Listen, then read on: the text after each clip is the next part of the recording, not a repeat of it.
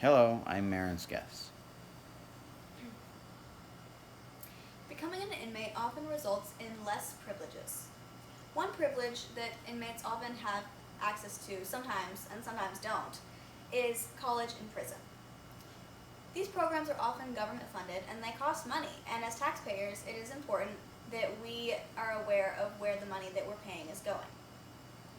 Throughout my speech, I cite and quote multiple sources that have credibility, and thus they back my words.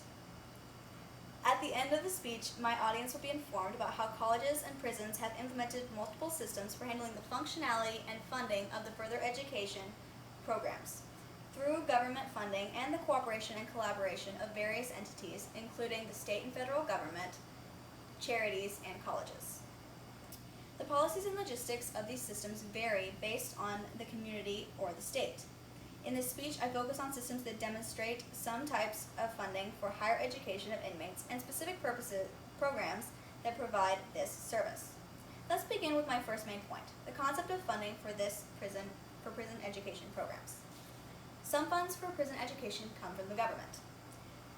Prior to 1994, this was a very common practice. However, after 1994, some legislation was passed that prohibited inmates from receiving Pell Grants to fund their education. In the following years, some legislation has been presented to counter this decision. Lois M. Davis, in her report Higher Education Programs in Prison, is quoted as saying, "The bipartisan Restoring Education and Learning Act of 2019 would amend Section 401B of the Higher Education Act of 1965 to restore Pell Grant eligibility to incarcerated individuals in federal and state correctional institutions." End quote. Davis's information comes from the Congress's website. The above-mentioned legislation may have contributed to the current availability of Pell Grants for some inmates via the U.S. Department of Education's Second Chance Pell Experimental Sites Initiative, which allows some inmates to get funding for their education via the Pell Grants if the inmates are in a prison that is affiliated with the sites of the experiment. The Columbia Regional Business Report as of 2020 notes that the partnership with the South Carolina Department of Corrections Facility and the U.S. government enables inmates the opportunity to get a bachelor's degree for free. Davis claims that according to the United States Department of Education, as of 2019, 64 colleges have participated as sites for this experiment, which, quote, which allowed up to 12,000 students to receive Pell Grants to pursue a degree or credential, end quote. Just as a disclaimer, I could not access this information directly because I went to the website and the link appeared broken, but I found the article title, which indicates to me that the article exists but was not available to me at this time. To transition to my second main point, for inmates to take advantage of these funding opportunities, programs that use this funding must exist. Prison education programs exist in various states and function in cooperation and collaboration with the government, charities, and colleges. Davis notes that the North Carolina's Pathway Program is an example to other community colleges of a collaboration between a prison and a community college to enable this education for these inmates. Acting as a pilot state, given funding to educate, support, and guide incarcerated individuals through the education process so they may earn a certificate, a degree, or an associate of applied science. The state's news service notes that the North Carolina program typically allows inmates to participate the last 2 years of their incarceration.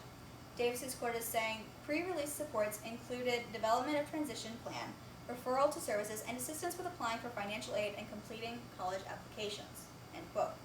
Some programs are not compatible with the prison systems, and thus a lot of experimentation with the logistics is necessary and occurs frequently.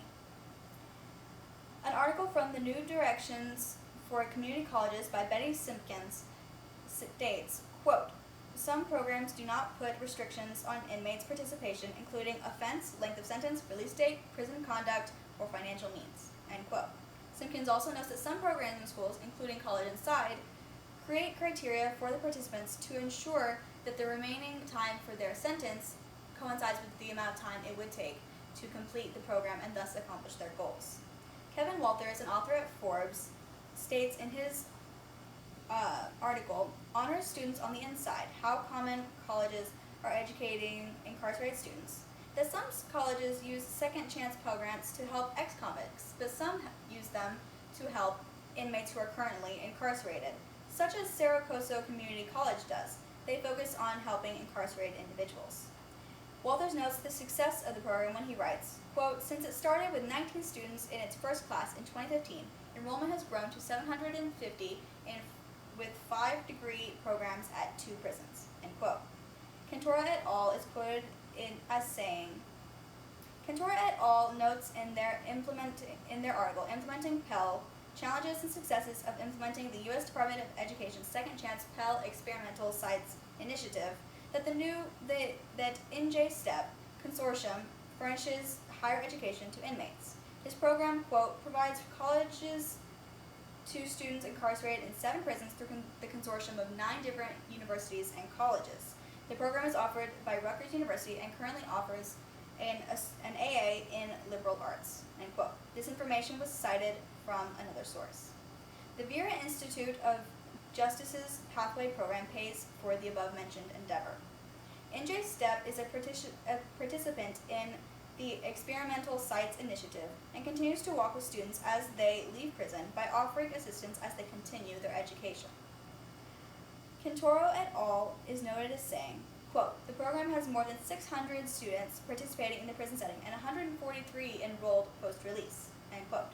Collectively, these college programs offer education to people who had previously lost this privilege. Through this speech, I explained how some colleges and prisons have implemented multiple systems for handling the funding and functionality of education programs, partially through federal funding and the cooperation and collaboration of various entities such as state and federal government, charities, and colleges.